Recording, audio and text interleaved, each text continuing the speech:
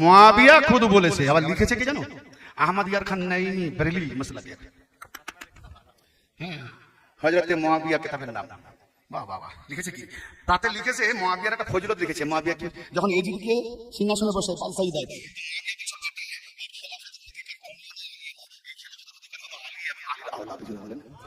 এক নম্বর মৌলবী যারা বলে আলীকে 4 নম্বরে আর আবু বকরকে 1 নম্বরে, জবাব দে। তাহলে মুয়াবিয়া তো আবু বকরকে 1 নম্বর তো দূরে কথা, 8 নম্বর 12 নম্বরও রাখেনি, পুরো ছক্কা। মানে বুঝা গেল না?